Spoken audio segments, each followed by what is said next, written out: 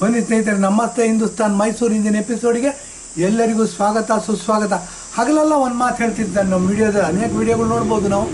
ಏನು ಅಂದರೆ ಕಾಳಿನ ಬೋಳಿನ ಕಾಳಿ ಮಾಡಿ ಅಧಿಕಾರಕ್ಕೆ ಬಂದರು ಅಂತ. ಬನ್ನಿ, ಅದಕ್ಕೆ ಪೂರಕವಾದಂಥ ಒಂದು ಸನ್ನಿವೇಶ ಫೋಟೋ ಸಮೇತ ಈ ವಿಡಿಯೋದಲ್ಲಿ ನೋಡ್ತಾ ಇದೆ ನೋಡಿ. ಸಿದ್ದರಾಮಯ್ಯನವರು ಇದ್ದಾರೆ, ಎಲೆಕ್ಷನ್ ಕ್ಯಾನ್ವಾಸ್ ಮಾಡಿಕೊಂಡು DK ಶಿವಕುಮಾರ್ ಅವರು ಇದ್ದಾರೆ, ಕಾಂಗ್ರೆಸ್ಸಿನ ಅನೇಕ ಲೀಡರ್ಸ್ಗಳಿದ್ದಾರೆ, ಪೊಲೀಸ್ ಇದ್ದಾರೆ ಈ ಫೋಟೋದಲ್ಲಿ. ಇವರೆಲ್ಲರನ್ನು ಮೀರಿಸಿ ಕಾಂಗ್ರೆಸ್ಸಿನ ಅಲ್ಪಸಂಖ್ಯಾತ ಲೀಡರ್ ಒಬ್ಬರು ಏನು ಮಾಡ್ತಾರೆ, ಸಿದ್ದರಾಮಯ್ಯನವರು ಹೂನಾರ ಹಾಕಬೇಕು ಅಂತ ಬರ್ತಾರೆ. ಕೈ ಎತ್ತಿದಾಗ ಗನ್ ಇಟ್ಕೊಂಡಿದ್ದಾರೆ ರೀ ಅವರು, ಅದು ಕಾಣಿಸುತ್ತೆ ಫೋಟೋದಲ್ಲಿ ನೋಡ್ಬೋದು ತಾವು. ಏನು ಅಂದರೆ ಇಂಥ ಪರಿಸ್ಥಿತಿ ಅಂದರೆ ಕಾಂಗ್ರೆಸ್ನವ್ರಿಗೆ ಕಾನೂನು ಬಾಹಿರ ಚಟುವಟಿಕೆಗಳು ರಕ್ತಗತ ಮಾಡ್ಕೊಂಡ್ಬಿಟ್ಟಿದ್ದಾರೆ ಇವರು. ಹಾಗಲೆಲ್ಲ ಏನೋ ಓಟಿನ ರಾಜಕಾರಣ ಮಾಡಬೇಕು, ಅದಕ್ಕೋಸ್ಕರ ಏನು ಮಾಡ್ತಾರೆ, BJP ನಾಥರಾಮ್ ಗೋಡ್ಸೆ ಅಂತ ಹೇಳ್ತಾರೆ. ತಪ್ಪು ರೀ. ನೋಡಿ, ಯಾರೋ ಅಲ್ಪಸಂಖ್ಯಾತ ನಾಯಕ ಆತ ಸಿದ್ದರಾಮಯ್ಯನವರು ಸನ್ಮಾನ ಮಾಡಬೇಕು ಅಂತ ಕೈ ಎತ್ತಿದ್ದಾನೆ, ಹಾರ ಹಿಡ್ಕೊಂಡು. ಗನ್ ಕಾಣಿಸ್ತಾ ಇದೆ. ಈ ಕಾಂಗ್ರೆಸ್ನವ್ರ ಕಲ್ಚರು, ಕಾಂಗ್ರೆಸ್ನವ್ರ ಹೆರಿಟೇಜು, ಕಾಂಗ್ರೆಸ್ನವ್ರ ಸಂಸ್ಕೃತಿ ಗುಂಡಾಗಿರಿ ಮಾಡೋದು ಇದು ಎದ್ದು ಕಾಣುತ್ತೆ. ಏನು ಅಂತಂದರೆ ಆತ ಸ್ಟೇಟ್ಮೆಂಟ್ ಕೊಡ್ತಾನೆ, ನನಗೆ ಜೀವ ಭಯ ಆಯಿತು ಅದಕ್ಕೋಸ್ಕರ ಗನ್ ಇಟ್ಕೊಂಡಿದ್ದೆ ಅಂತ. ಕಾಳಿನ ಬೋಳಿನ ಕಾಳಿ ಮಾಡೋದು ಅಂದರೆ ಇದೇ ರೀ. ಏನು ಅಂದರೆ ಕರ್ನಾಟಕದ ಮುಖ್ಯಮಂತ್ರಿ ಆಗಿರೋರು ಸಿದ್ದರಾಮಯ್ಯನವರು ಸನ್ಮಾನ ಮಾಡ್ಕೊಳಕ್ಕೆ ಹೋಗ್ತಿರೋ, ಹುನಾರ ಹಾಕಿಸ್ಕೊತಿರೋರು ಅವರು ಪೊಲೀಸರಿಗೆ ಮೌಖಿಕವಾಗಿ ನಿರ್ದೇಶನ ಮಾಡಿದ್ರೆ ಪೊಲೀಸರು ಕಾಳಿನ ಬೋಳಿನ ಕಾಳಿ ಮಾಡ್ತಾರೆ. ಇದು ಏನು ಅಂತಂದರೆ ನಡ್ಕೊಂಡು ಬಂದಿರೋದು. ಪೊಲೀಸರು ಏನು ಅಂತಂದರೆ ಆಳುವ ಪಕ್ಷ ಏನಿರುತ್ತೆ ಅದು ಹೇಳ್ದಂಗೆ ಕೇಳ್ತಾರೆ ಅನ್ನೋ ಒಂದು ಅಭಿಪ್ರಾಯ ನಮ್ಮ ದೇಶದಲ್ಲಿದೆ, ಕರ್ನಾಟಕದಲ್ಲೂ ನೋಡಿ ಇದು ಪ್ರೂವ್ ಆಗಿದೆ. ಏನು ಅಂತಂದರೆ ಜನಪ್ರಿಯ ಮುಖ್ಯಮಂತ್ರಿ, ನಾವು ವಿರೋಧ ಮಾಡ್ಬೋದು ಹೊರತು ನಮ್ಮ ಶತ್ರುಗಳಲ್ಲ ಸಿದ್ದರಾಮಯ್ಯನವರು. ಅವ್ರ ತತ್ವಗಳನ್ನ ವಿರೋಧ ಮಾಡ್ತೀವಿ ಹೊರತು ಅವ್ರನ್ನ ವಿರೋಧ ಮಾಡಿದ್ರೆ. ಇಂಥ ಸಮಯದಲ್ಲಿ ಜನಪ್ರಿಯವಾಗಿರ್ತಕ್ಕಂಥ ಮುಖ್ಯಮಂತ್ರಿ, ನಮ್ಮ ಮುಖ್ಯಮಂತ್ರಿನ ಒಬ್ಬ ಗನ್ನಿಟ್ಕೊಂಡು, ಅದು ಗನ್ನನ್ನು ಮುಚ್ಚಿಟ್ಕೊಂಡು ಹೂನಾರ ಹಾಕಕ್ಕೆ ಹೋಗ್ತಾನೆ. ಅವನು ಮುಖ್ಯಮಂತ್ರಿ ಕತ್ತಿನವರೆಗೂ ಹೋಗ್ತಾನೆ, ಹಾರ ಹಾಕ್ತಾನೆ. ಎಷ್ಟು ಶಿಥಿಲವಾಗಿದೆ ನಮ್ಮ ಡೆಮಾಕ್ರಸಿ, ಎಷ್ಟು ಸಡಿಲವಾಗಿದೆ, ಎಷ್ಟು ವೀಕ್ ಆಗಿದೆ ಅನ್ನೋದು ತೋರಿಸುತ್ತೆ. ಇಂಥ ಡೆಮಾಕ್ರಸಿ ನಮಗೆ ಬೇಕಾ? ಇದನ್ನೇ ಮುಂದುವರ್ಸ್ಕೊಂಡು ಬಂದು ಕಾಶ್ಮೀರದಲ್ಲಿ ನೋಡಿ ಏನಾಯಿತು, ಹಿಂದೂಗಳೇ ತಮ್ಮ ಮನೆಗಳನ್ನು ಬಿಟ್ಟು ಹೊರಗಡೆ ಬಂದರು, ಟೆಂಟ್ಗಳಲ್ಲಿ ವಾಸ ಮಾಡೋಕ್ಕೆ ಶುರು ಮಾಡಿದ್ರು. 30-40 ವರ್ಷ ಟೆಂಟ್ಗಳಲ್ಲಿ ವಾಸ ಮಾಡಿದ್ರು. ನಮ್ಮ ಹೆಣ್ಮಕ್ಳುಗಳು ರೇಪ್ ಆಯಿತು. ಕಾಂಗ್ರೆಸ್ನವ್ರು ಕಣ್ಣು ಮುಚ್ಕೊಂಡು ಸುಮ್ಮನಿದ್ರು. ಏನು ಅಂದರೆ ಅದರದ್ದೇ ಮುಂದುವರೆದ ಭಾಗ ಇಲ್ಲಿ ನಡೀತಾ ಇದೆ, ನಮ್ಮ ಕಣ್ಣು ಮುಂದೆ ನಡೀತಾ ಇದೆ.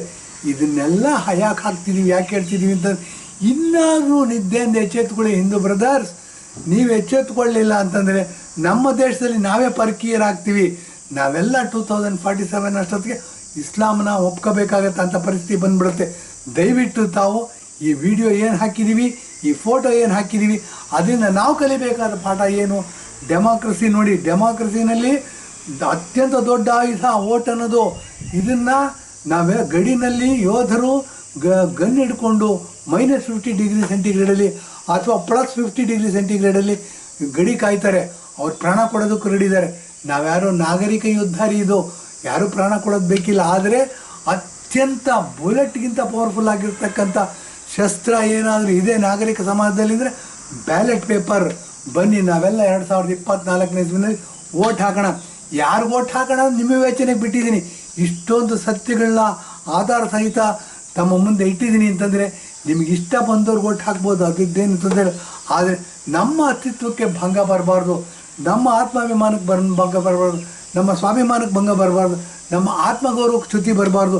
ನಾವು ಮರ್ಯಾದೆಯಿಂದ ಬದುಕಬೇಕು. ನಾವು ಬಹುಸಂಖ್ಯಾತರಿದ್ದೀವಿ, ಇವತ್ತು ಸಹ 72-75% ನಾವಿದ್ದೀವಿ. ನಮ್ಮ ಬದುಕಿಗೆ ಧಕ್ಕೆ ಆಗಬಾರ್ದು.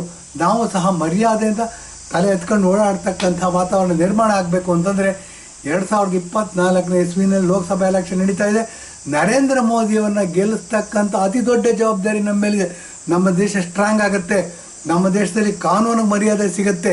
ಇಲ್ಲೇನಾಗಿದೆ, ಫೋಟೋದಲ್ಲಿ ತೋರಿಸ್ತಿರಂಗೆ ಕಾನೂನೆಲ್ಲ ಧೂಳಿಪಟ ಇದ್ದೋಗಿದೆ ರೀ. ಹೇಗೆ ಬೇಕಾದ್ರೂ ವಾದ ಮಾಡ್ಬೋದು, ಹೇಗೆ ಬೇಕಾದರೂ ಕೋರ್ಟ್ಗಳು ಸಹ ಬನಾನ ಆಗ್ಬಿಟ್ಟಿದೆ.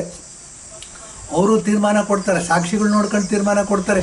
ಇಲ್ಲೇನಾಗುತ್ತೆ, ಚೀಫ್ ಮಿನಿಸ್ಟ್ರು ಅಧಿಕಾರ ಇರೋದ್ರಿಂದ ಕಾಳಿನ ಬೋಳಿನ ಕಾಳಿ ಮಾಡ್ಬೋದು.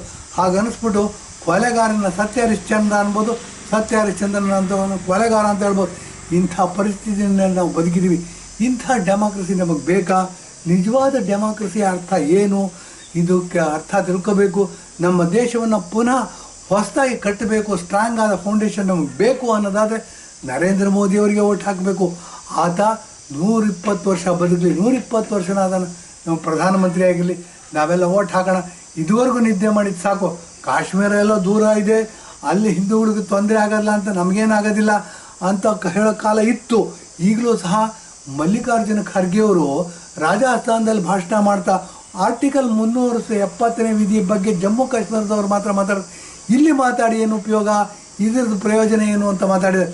ಅಂಥ ಇವರು AICC all India Congress committee ಅಧ್ಯಕ್ಷರು. ಅವ್ರ ಮನೋಸ್ಥಿತಿನೇ ಈ ಥರ ಇರಬೇಕಾದ್ರೆ ನಮ್ಮ ದೇಶ ಕಾಯ್ತಕ್ಕಂಥ ಅತಿ ದೊಡ್ಡ ಜವಾಬ್ದಾರಿ V the people of India. Ambedkar ಅವರು ಸಂವಿಧಾನ ಬರಿಬೇಕಾದ್ರೆ ಹೇಳ್ಬಿಟ್ಟಿದ್ದಾರೆ. ಅಂಬೇಡ್ಕರ್ ಒಬ್ಬರೇ ಸಂವಿಧಾನ ಬರೆದಿರಲಿಲ್ಲ, KM ಮುನ್ಷಿ ಅನ್ನೋರು ಬರೆದಿದ್ದಾರೆ, BN ರಾವ್ ಅನ್ನೋರು ಬರೆದಿದ್ದಾರೆ. ಇವತ್ತಿ ಬುದ್ಧಿವಂತರು ಬರೆದಿರೋದು we the people of India ಅಂತ. ಬನ್ನಿ, ಈ ದಡ್ರ ಕೈಲಿ, ಮುಟ್ಟಾಳ್ರ ಕೈಲಿ, ದೇಶ ವಿರೋಧಿಗಳ ಕೈಲಿ ನಾವು ದೇಶ ರಾಜಕಾರಣಿಗಳು ನಮ್ಮ ದೇಶ ಲೀಡರ್ಸ್ ಅಂತ ಒಪ್ಕೊಂಡಿದ್ವಿ. ಇವ್ರನ್ನೆಲ್ಲ ಧಿಕ್ಕರಿಸಿ ನಿಜವಾದ ದೇಶ ಪ್ರೇಮಿ ಸಿಕ್ಕಿದ್ದಾನೆ, ನಿಜವಾದ ಲೀಡರ್ ಸಿಕ್ಕಿದ್ದಾನೆ. ಆತನ ಕಳ್ಕೊಳ್ಳೋದು ಬೇಡ. ರಾಮ ಇದ್ದಂತೆ ಕಳ್ಕೊಂಡ್ವಿ, ಕೃಷ್ಣ ಇದ್ದಂತೆ ಕಳ್ಕೊಂಡ್ವಿ, ವಿವೇಕಾನಂದರು ಇದ್ದಂತೆ ಕಳ್ಕೊಂಡ್ಬಿಟ್ಟಿದ್ದೀವಿ. ಅವ್ರನ್ನೆಲ್ಲ ಮಾತ್ರ ನೋಡೋಕ್ಕಾಗಲ್ಲ. ಅವ್ರನ್ನೆಲ್ಲರನ್ನು ಮೀರಿಸ್ತಕ್ಕಂಥ ದೊಡ್ಡ ಲೀಡ್ರು ನಮ್ಮ ಕಣ್ಣು ಮುಂದೆ ಇದ್ದಾರೆ. ಅವ್ರನ್ನ ಏನಾದರೂ ಸೋಲೋದಕ್ಕೆ ಬಿಟ್ಬಿಟ್ರೆ ನಮ್ಮಂಥ ಮುಟ್ಟಾಡಿರೋದಿಲ್ಲ.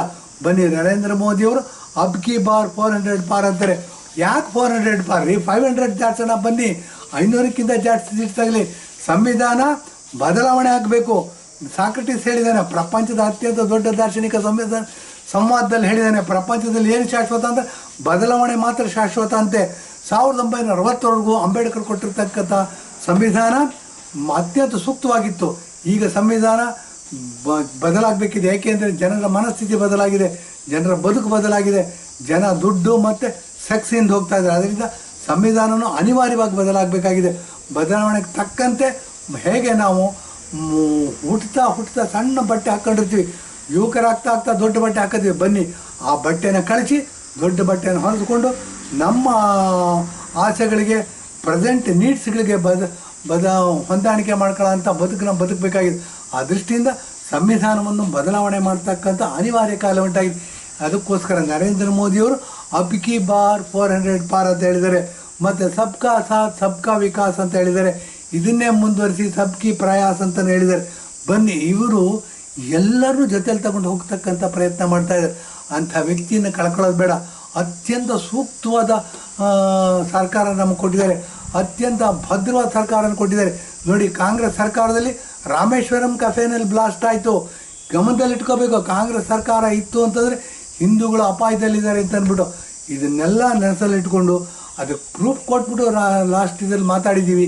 ಈಗಲೂ ಸಹ ಹೇಳ್ತಾ ಇದ್ವಿ, ನರೇಂದ್ರ ಮೋದಿಯವರು ಅಬ್ ಕಿ ಬಾರ್ 400 ಪಾರ್ ಅಂತಾರೆ. 500 ಸೀಟಿಗಿಂತ ಹೆಚ್ಚು ಕೊಟ್ಟು ಅವ್ರನ್ನ ಗೆಲ್ಸೋಣ. ನಮ್ಮ ಏನು ಯುದ್ಧ ನಡೀತಾ ಇದೆ, ಧರ್ಮ ಯುದ್ಧ ಇದು, ಇದರಲ್ಲಿ ನಾವೆಲ್ಲರೂ ಯೋಧರು, ನಾವೆಲ್ಲರೂ ಸಹ ಶೂರತ್ವವನ್ನು ಪ್ರದರ್ಶಿಸ್ಬಿಟ್ಟು ನಾವು ಭಾಗವಹಿಸೋಣ ಯುದ್ಧದಲ್ಲಿ. ಎಲ್ಲರೂ ತಪ್ಪದೆ ವೋಟ್ ಮಾಡೋಣ. ಬೆಳಗ್ಗೆ 8 ಗಂಟೆ ಒಳಗೆ ವೋಟ್ ಹಾಕಿಬಿಡೋಣ. ನರೇಂದ್ರ ಮೋದಿಯವ್ರಿಗೆ ವೋಟ್ ಹಾಕೋಣ ಅಂತ ಹೇಳ್ಬಿಟ್ಟು ಇಂದಿನ ಎಪಿಸೋಡ್ ಮುಗಿಸ್ತಾ ಇದ್ದೀನಿ. ಧನ್ಯವಾದ, ನಮಸ್ಕಾರ.